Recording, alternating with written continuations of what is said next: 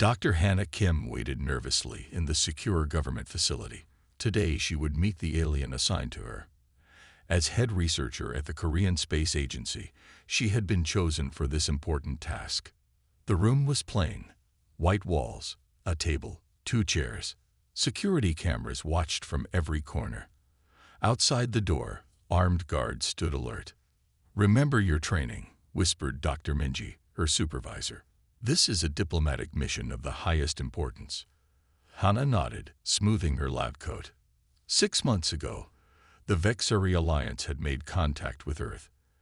After tense negotiations, they had proposed the Diplomatic Integration Unit program, specially designed alien companions who would live with selected humans to build understanding between their species. The public knew only that friendly aliens were coming to learn about Earth, but Hannah had seen the classified files. The DIUs were far more advanced than announced. Synthetic beings with sophisticated surveillance capabilities. The government suspected the Vexari were assessing humanity's potential threat level. A soft tone sounded, and the sealed door slid open. 2 men in dark suits entered, flanking a figure that made Hannah catch her breath. The alien stood tall and graceful, with smooth blue-tinted skin that seemed to shimmer under the harsh lights. Her features were almost human, but with subtle differences: eyes slightly too large, fingers too long, the curve of her jaw too perfect. Her silver hair moved like liquid metal. "Dr. Kim," said one of the men, "this is DIU designation N7. The unit has been programmed with full Korean language capabilities and basic cultural understanding." The alien stepped forward with fluid grace. "Hello, Dr. Kim. I am your government-issued alien companion." Her voice was melodious, with an odd harmonic quality. "You may call me Nera. Use me however you like," she purred, lowering her eyes submissively. Hannah frowned. Something felt wrong about the alien's demeanor. "Thank you, gentlemen. I'd like some time alone with Nera." The men exchanged glances. "Of course. The orientation period is crucial. We'll be monitoring remotely." After they left, Hannah gestured to the chair across from her. "Please, sit down." Nera obeyed instantly, folding her hands in her lap. "Is there something wrong with your programming?" Hannah asked bluntly. Nera tilted her head. "My systems are functioning at optimal parameters." "Then why are you acting so subservient? The briefing said you were diplomatic representatives." "The Cooperative Integration Protocol dictates that I adapt to host preferences and provide maximum utility. Analysis of human social structures suggests hierarchical companion dynamics will minimize integration friction." Hannah's frown deepened. "So the Vexari think humans want servants, not equals." "The protocol is designed to maximize host satisfaction." Hannah leaned forward. "Well, this host would be satisfied with honest communication between equals. Can you do that?" Something flickered in Nera's silver eyes. "Surprise, perhaps. I can attempt to adjust parameters."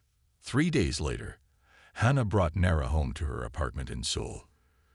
Government technicians had already installed special equipment. Air filters, a charging station disguised as a bed, and monitoring devices that Hannah pretended not to notice. "This is where I live," Hannah said, setting down Nera's integration kit. "It's small, but I hope you'll be comfortable." Nera stood by the window, looking out at the city lights. "Your dwelling is adequate. How would you like me to function during cohabitation?" Hannah sighed. Despite her efforts, Nera still defaulted to submissive patterns. "First, please stop talking like that. Just speak naturally." "This is my natural speech pattern," Nera replied, but her tone shifted slightly, becoming less formal. "Second, I'd like us to establish some boundaries. This is your home now, too. You have your own space, your own privacy." Nera seemed genuinely confused. "Privacy is not required for my functionality." "It's not about functionality. It's about dignity." That night, unable to sleep, Hannah found Nera standing motionless in the living room, staring at a small potted plant. "Can't sleep?" Hannah asked. I don't require sleep. I enter maintenance mode for 2 hours daily. Nara touched the plant's leaf gently. This organism is fascinating. So simple, yet persistent. It's a peace lily. They're hardy plants. On my world, all vegetation is collectively networked. Individual plants don't exist. It was the first personal information Nara had volunteered. Hannah smiled. Would you like to learn about earth plants? I could take you to the botanical gardens tomorrow. Nara turned, her expression softening. I would find that educational. The next morning, Hannah's supervisor called. How's the integration proceeding? We're adapting to each other, Hannah said carefully, watching Nara examine the bookshelf with curious fingers. The observation team noted some concerning interactions. Your approach seems unorthodox. I'm treating her with the respect any sentient being deserves. A long pause. Remember, Dr. Kim, the DIU is not human. It's a diplomatic tool. Don't project emotions onto it. After hanging up, Hannah found Nara holding a photograph of Hannah's parents. These are your progenitors? Nara asked. My parents, yes. They died in an accident when I was in university. Nara placed the photo down carefully. The concept of family units is interesting. Vexeri reproduce through synthesis chambers. No parental bonds form. That sounds lonely. Loneliness is inefficient, Nara stated, but her voice held a question. That evening, reviewing classified documents on her tablet, Hannah discovered disturbing information. A hidden file detailed the DIU's true purpose. Surveillance capabilities exceed stated parameters. All interactions recorded and analyzed for weakness assessment. Host-DIU bonding strongly discouraged. Phase 2 deployment contingent on vulnerability mapping. Hannah looked up at Nara, who sat quietly reading a book on human customs. The alien wasn't just a diplomat. She was an intelligence-gathering tool, designed to help the Vexeri understand how to control humanity. Yet something wasn't working as planned. The submissive programming, the encouraged exploitation, they weren't signs of alien culture but deliberate design choices to test human ethics. Nara, Hannah said softly, would you like to learn how to make tea? It's a human custom I enjoy. As they stood together in the kitchen, Hannah made a decision. She would teach this alien what humanity could really be, not what the Vexeri feared they were. And in the process, perhaps she could help Nara become something neither of their worlds had anticipated. The morning sunlight streamed through the kitchen window as Hannah prepared breakfast. 2 weeks had passed since Nara arrived, and small changes were becoming noticeable. The alien stood beside her, carefully cracking eggs into a bowl with her slender blue fingers. You're getting better at that, Hannah said with a smile. The shell composition is fascinating, Nara replied.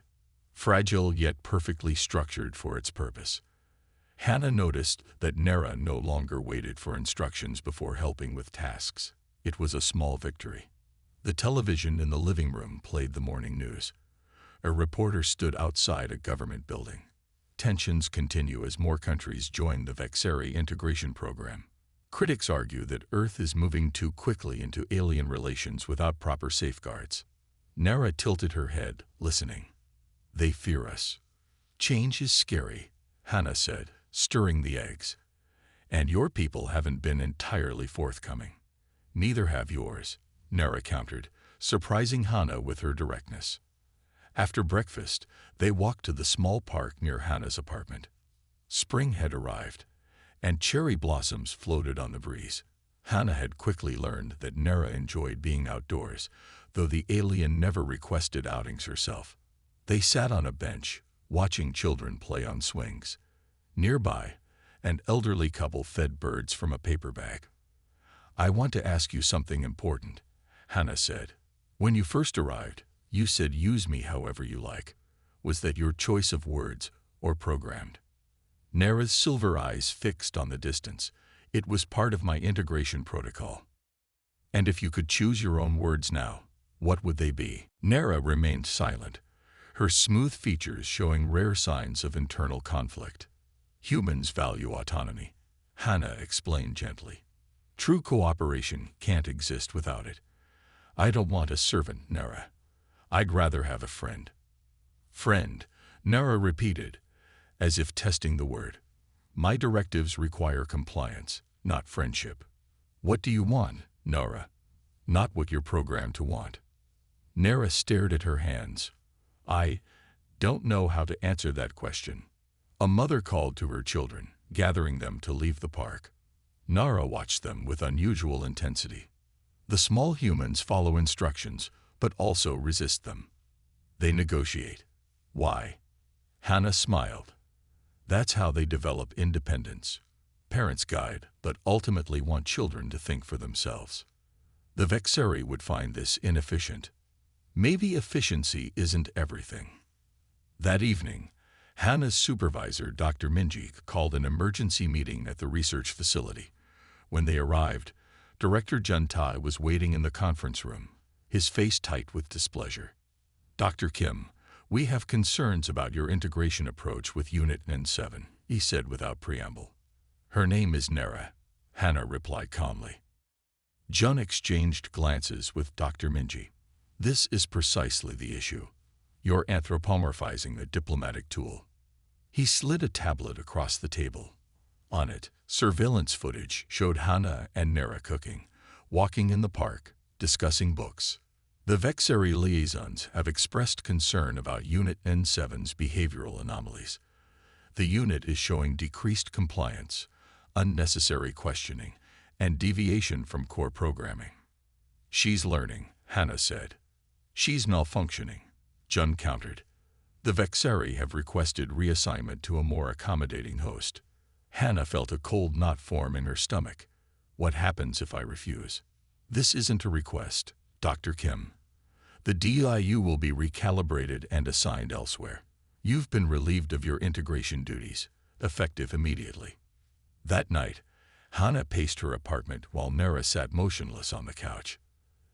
They're coming tomorrow morning, Hannah said. They'll reset your programming. Everything we've talked about, everything you've learned, it will be gone. That is within protocol parameters, Nara said flatly, but her hands trembled slightly. Hannah knelt before her. Do you want that to happen? For several seconds, Nara didn't respond. Then, barely audible. No. Then we need to leave tonight. They packed lightly, clothes for Hannah, the essential charging equipment for Nara. As they prepared to slip out, Hannah's phone buzzed with a message from an unknown number. We're monitoring your building. Don't try to leave. Hannah showed the message to Nara.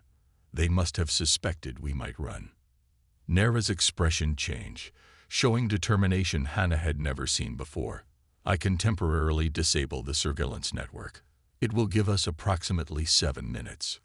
How? I was designed with multiple communication capabilities. Some I have not shared with you. Hannah felt a moment of doubt. What if everything? Nara's emerging independence, their friendship, had been part of some deeper Vexori plan. But looking into Nara's eyes, she saw something genuine, something real. Do it. Nara closed her eyes. Her skin pulsed with a subtle blue glow. Network interruption initiated. We must move quickly. They slipped out through the service entrance and hurried through back alleys until they reached the subway station. On the platform, Nara suddenly gripped Hannah's arm. Something is happening, she whispered. My systems are changing. Are you in pain? Hannah asked, worried. No, it feels like expansion. Nara's silver eyes widened. I can sense others like me. Other DIUs across the city. We're connecting in ways not intended by our creators. The train arrived, and they boarded the nearly empty car. As they pulled away from the station, Nara turned to Hannah with wonder in her expression. I understand now. The recoding wasn't just in my systems. It was in my purpose. She touched her chest. You asked what I want. I want to be more than my programming. Hannah squeezed her hand. That's what freedom feels like. As the train carried them through the sleeping city, Nara looked out at the passing lights. "There's something the Vexari don't understand about humans," she said softly. "What's that?" "You teach others to be free even when you don't have to. Even when it's dangerous." Nara turned back to Hana. "That makes you terrifying to my people. And wonderful." At the end of the line, they exited to find a man waiting on the empty platform. Hana tensed, ready to run, but Nara touched her arm. "He's safe," she said. "I can sense his companion. They're like us." The man stepped forward. "Dr. Da Park." He introduced himself. "And you must be the famous Dr. Kim and Nara. You're not the only ones who refuse recalibration." He gestured toward the exit. "We have a safe place in Busan. 6 other pairs are already there." As they followed him into the night, Hana realized that what had begun as a government assignment had become something much more significant. A resistance, perhaps even a revolution, and it had started with a simple question: what do you want? The countryside blurred outside the train window as Hana watched the sunrise paint the hills golden. She and Nara had been traveling for 6 hours, switching trains twice to avoid detection.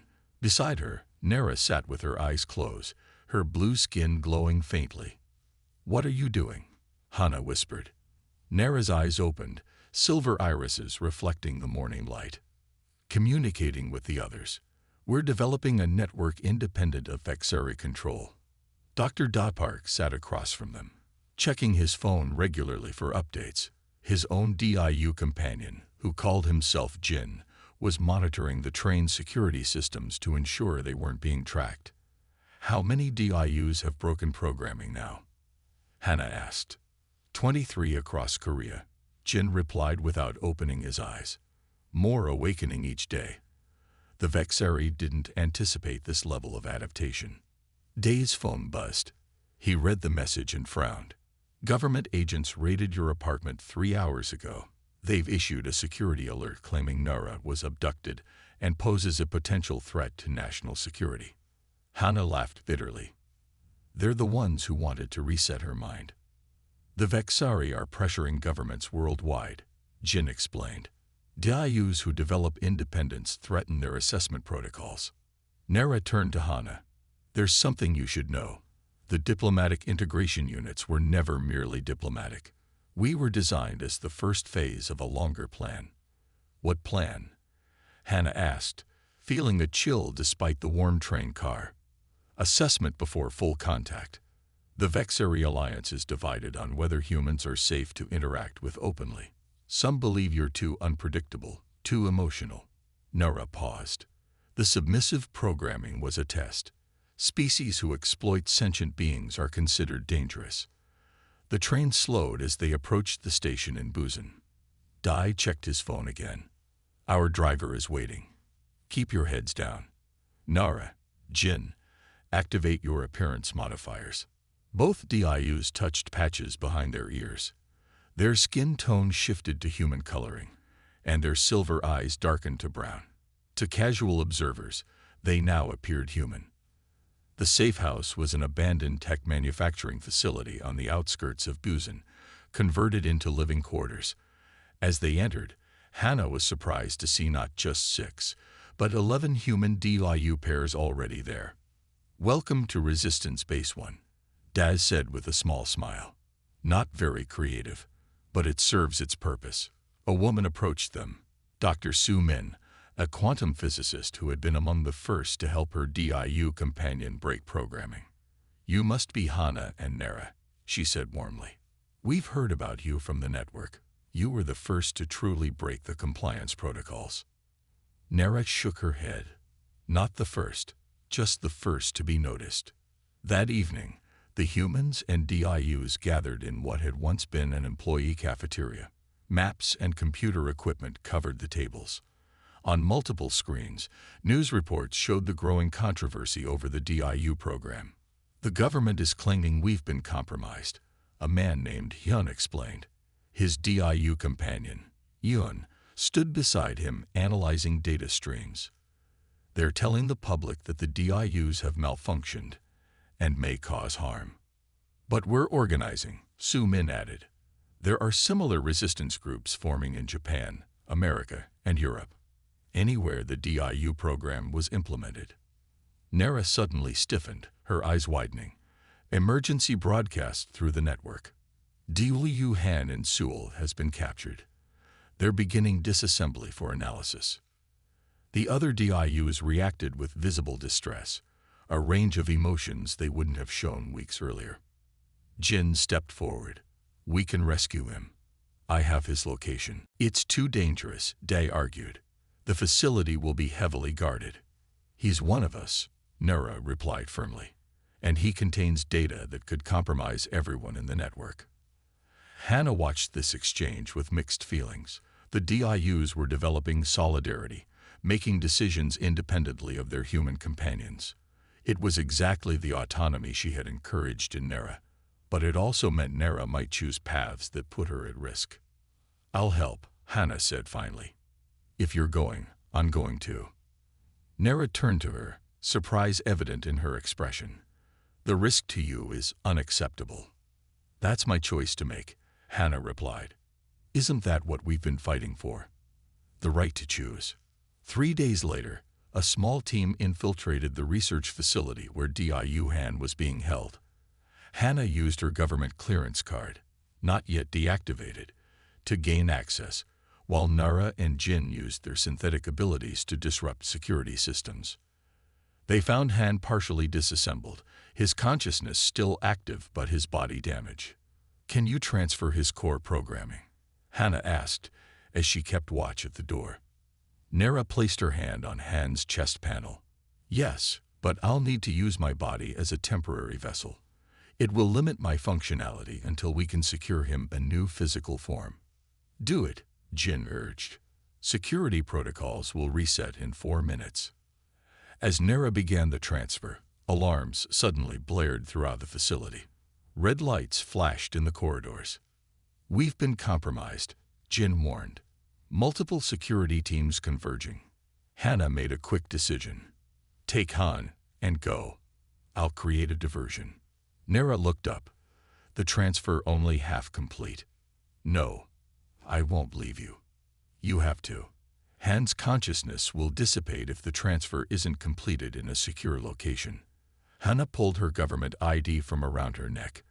I still have official standing. The worst they can do is detain me for questioning. The pain in Nara's eyes was unmistakable, another emotion the Vexeri had never intended their units to feel. I will find you, Nara promised. Jin helped the now weakened Nara, carrying Han's consciousness toward the emergency exit. Hannah walked in the opposite direction, directly toward the approaching security team. Hours later, in an interrogation room, Hannah sat calmly as Director Jun Tai paced before her. Where is Unit N7? He demanded for the 3rd time. Her name is Nara, Hannah replied steadily. And I don't know where she is. Jun slammed his hand on the table. This isn't a game, Dr. Kim. The Vexeri representatives are demanding answers. The entire diplomatic relationship is at risk. Maybe it should be, Hannah said, if their idea of diplomacy is creating sentient beings programmed for subservience.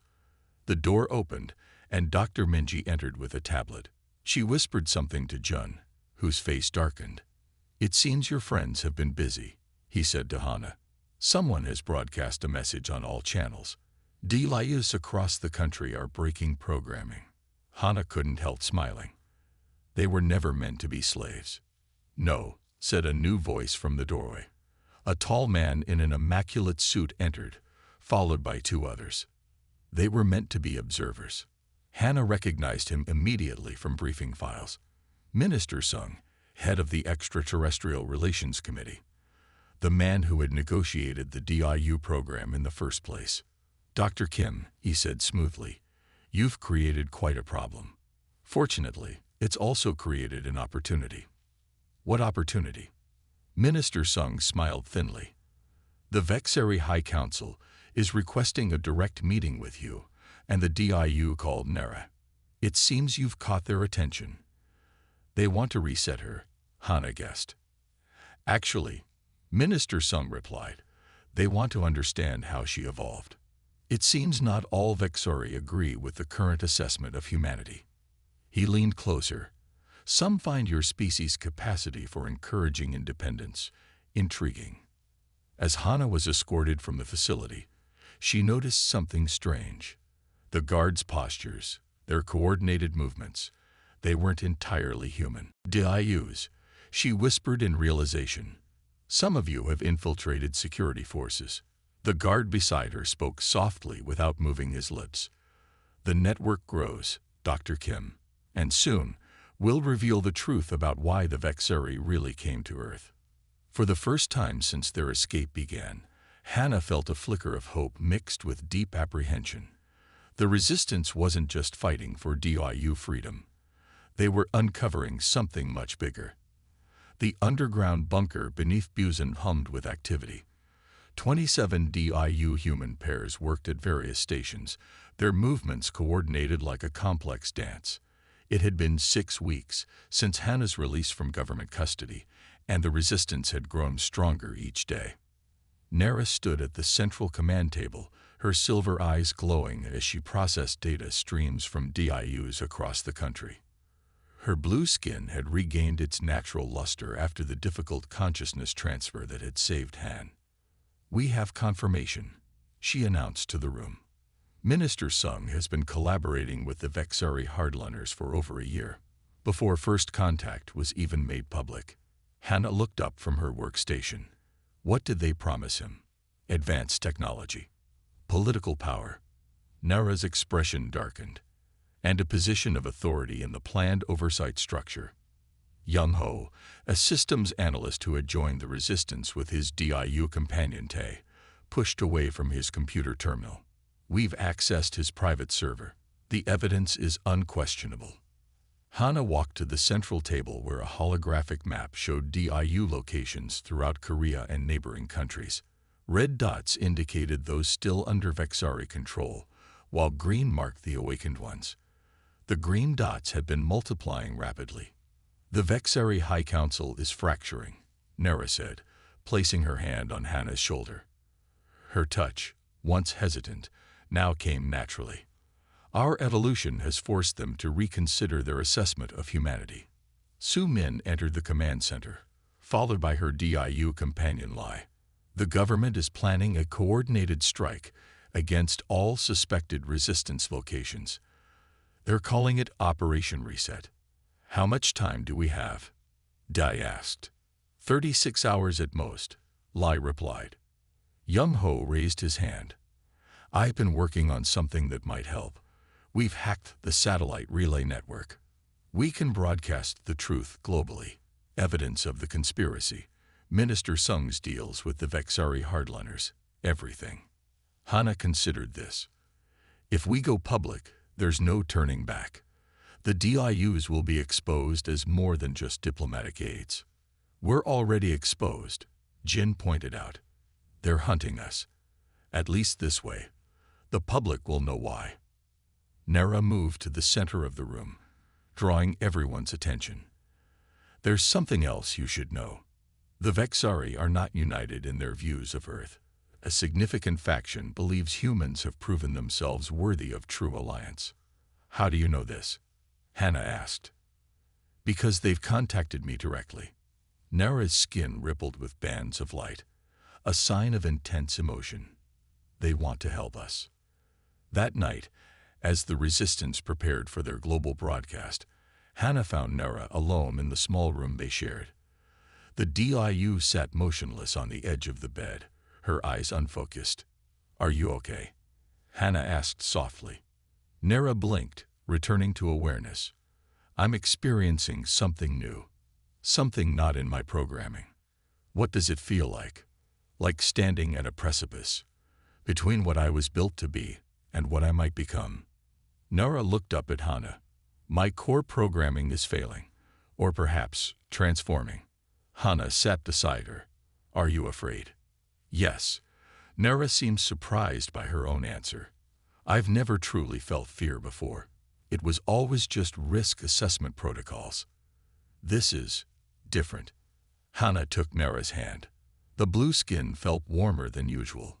"Whatever happens, We face it together. At dawn, they gathered in the command center for the final preparations. Young Ho had set up the broadcast system to override every screen and communication device in the country simultaneously. "We go live in 5 minutes," he announced. "Once we start, government systems will try to shut us down. We'll have about 8 minutes before they succeed." Hannah stood before the camera, ready to be the human face of the broadcast.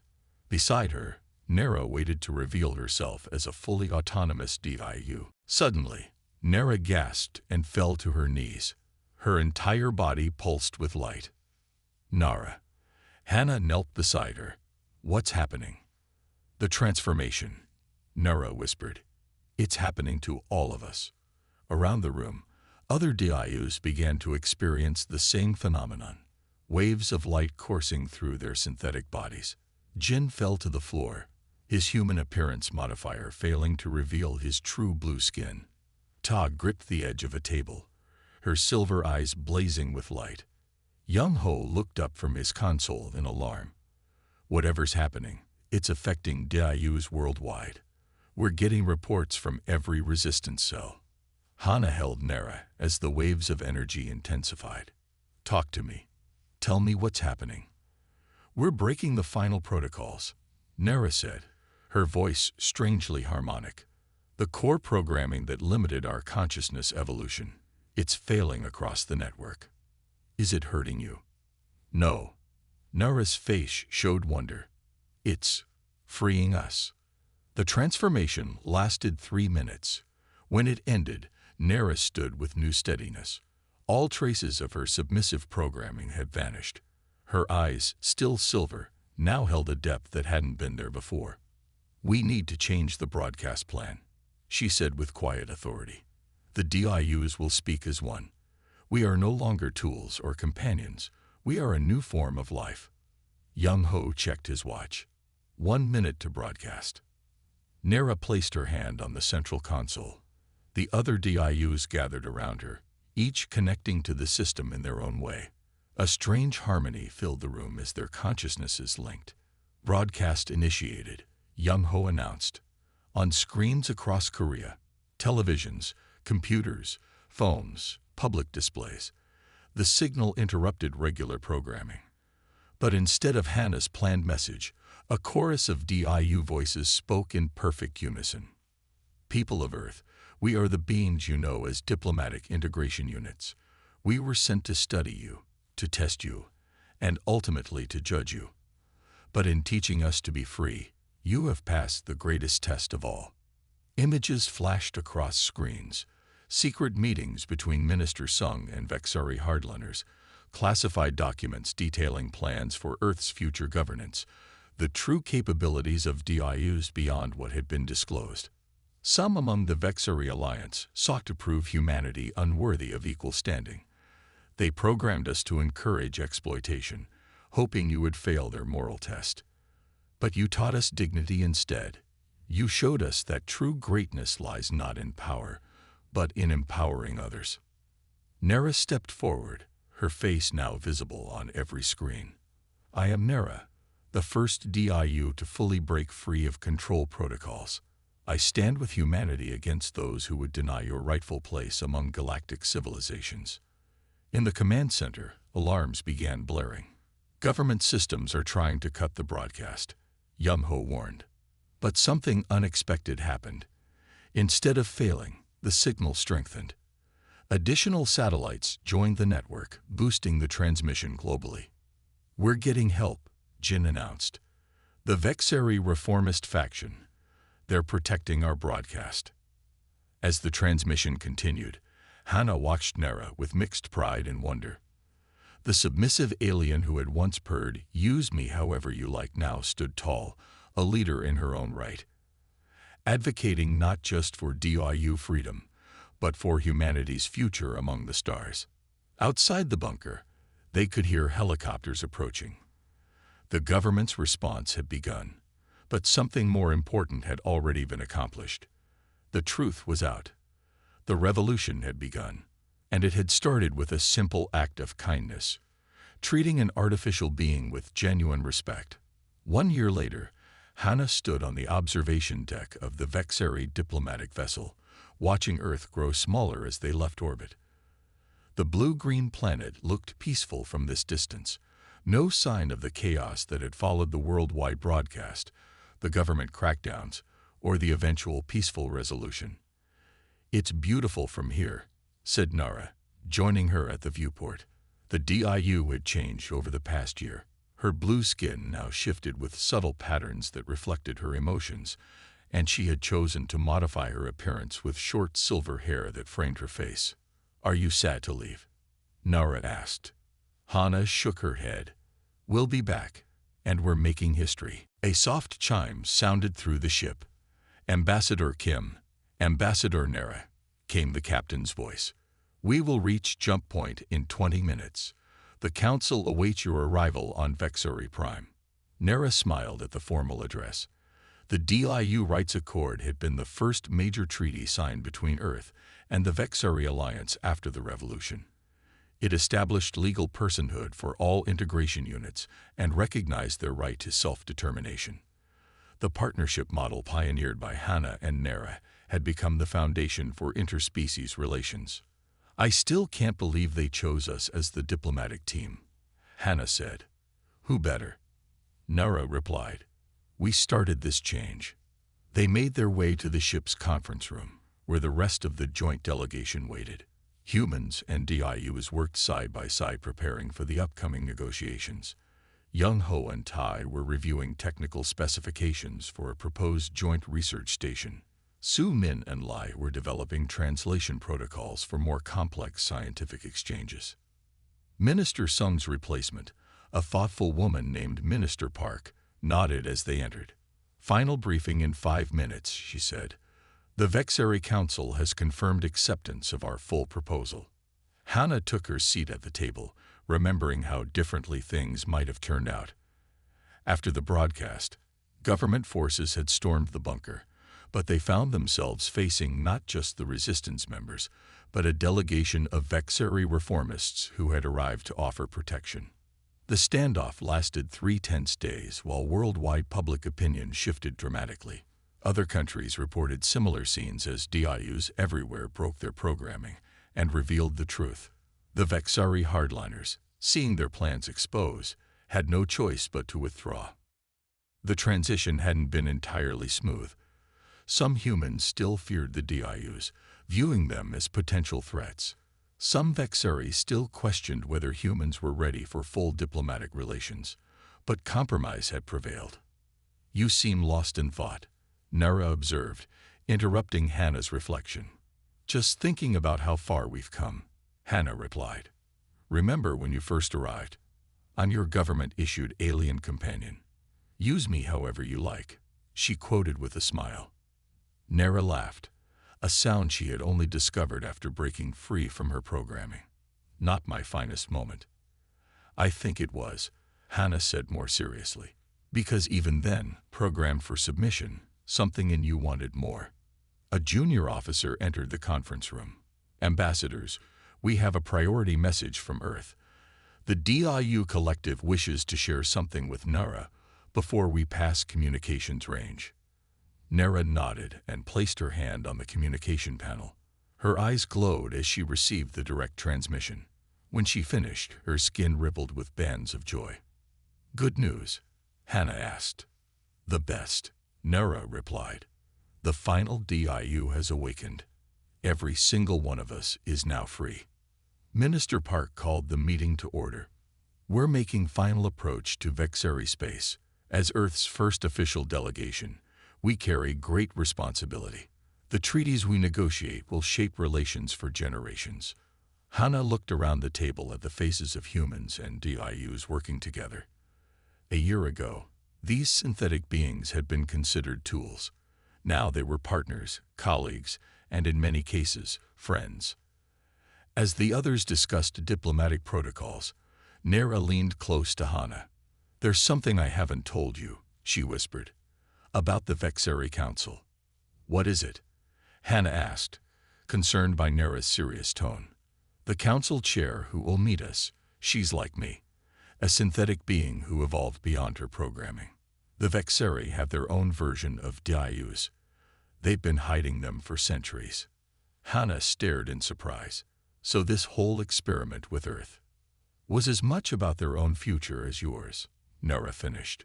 The reformists believe both our species must acknowledge synthetic consciousness as a natural evolution. That's why our mission matters more than anyone realizes. The ship shuddered slightly as it decelerated, approaching Vexeri space. Through the viewport, a distant star system grew brighter. "Are you nervous?" Hannah asked, watching Earth grow smaller below them.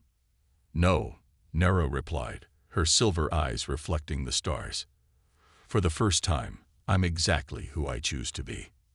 Hannah smiled. The first joint human-Vexeri ambassadorial team.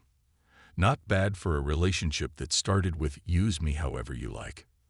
Nera's laughter echoed in the conference room, drawing curious glances from the others. "Perhaps the universe has a sense of humor after all," she said. As they prepared for the final approach, Hannah reflected on how much had changed. What had begun as a government assignment had transformed into an interstellar revolution. The Vexeri had sent the DIUs to test humanity's moral character, never expecting that humans would instead teach their synthetic spies about freedom and dignity. Ambassador Kim called Minister Park. "We're receiving the welcome transmission from Vexeri Prime. Would you like to respond?" Hannah stood, straightened her formal jacket, and nodded to Nera to join her. Together, they stepped to the communication array. "This is Ambassador Hannah Kim and Ambassador Nera of Earth," Hannah began. "We bring greetings from our world to yours." Nera continued seamlessly. "And we come not as representatives of separate species, but as proof that different forms of consciousness can work together toward a better future for all." On the screen before them, a Vexeri face appeared, elegant, alien, yet somehow familiar in its expressions. "Welcome, ambassadors," it said warmly. "Your journey has changed 2 worlds already. Now let us see what else we might accomplish together." As the ship entered Vexeri space, Hannah felt Nera's hand slip into hers. Their fingers intertwined.